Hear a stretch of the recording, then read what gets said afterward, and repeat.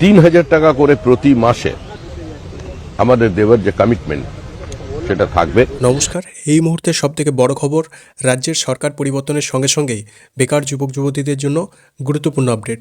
নির্বাচনী প্রতিশ্রুতি অনুযায়ী মাননীয় শুভেন্দু অধিকারী যে ৩,০০০ টাকা যুবসাথী ভরসা কার্ডের ঘোষণা করেছিলেন, সেই নিয়ে আজ রাজ্যে হাজার হাজার বেকার যুবক যুবতী যারা দীর্ঘদিন ধরে চাকরির আশায় বসে আছেন, তাদের জন্য শুভেন্দু অধিকারীর সেই গ্যারেন্টি কি এবার বাস্তবে রূপ নিতে চলেছে? কবে থেকে মিলবে এই ৩,০০০ টাকা? আবেদনের পদ্ধতি ঠিক কী কী রয়েছে? আজকের ভিডিওতে এই সব নিয়ে থাকছে এক্সক্লুসিভ তথ্য। ভিডিওটি সম্পূর্ণ দেখবেন। আপনারা জানেন যে নির্বাচনের আগে থেকেই মাননীয় শুভেন্দু অধিকারী বারবার দাবি করেছিলেন যে রাজ্যে সরকার গঠন হলে শিক্ষিত বেকার যারা রয়েছে তাদের প্রতি মাসে ৩,০০০ টাকা যুব শক্তি যে প্রকল্প হিসাবে যে ভাতা দেওয়ার প্রতিশ্রুতি, সেটি তিনি ঘোষণা করেছিলেন যতদিন না সেই ছেলেটি চাকরি পাবে। আজকের রিপোর্ট অনুযায়ী যে এই প্রকল্প নিয়ে ইতিমধ্যে প্রশাসনিক স্তরে তোড়জোড় অলরেডি শুরু হয়েছে। এটি মূলত একটি ডিজিটাল আইডেন্টিটি কার্ড হতে চলেছে, যার মাধ্যমে সরাসরি প্রত্যেকের বেকার যুবক যারা রয়েছেন তাদের অ্যাকাউন্টে সরাসরি টাকা পৌঁছানোর যে কাজ, সেটি বর্তমান রাজ্য সরকার শুরু করবে। যারা আগের সরকারে ১,৫০০ টাকা পেতেন তাদের ক্ষেত্রে বড় আপডেট হলো, পুরনো লিস্ট সরাসরি আর কোনোভাবে গ্রহণ করা হবে না।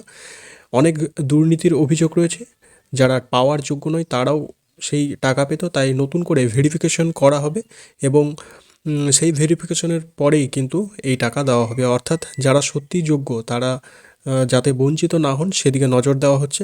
ডকুমেন্ট কী কী লাগবে? আধার কার্ড, ভোটার কার্ড এবং শিক্ষাগত যোগ্যতার প্রমাণপত্র লাগবে। কারণ মে মাসের যে এখন সরকার গঠনের যে প্রক্রিয়া সম্পূর্ণ এটা হবার পরেই কিন্তু জুন মাস থেকে এই প্রকল্পের টাকা সরাসরি ব্যাঙ্ক অ্যাকাউন্টে দেওয়ার যে প্রসেস সেটি শুরু করবে বর্তমান রাজ্য সরকার।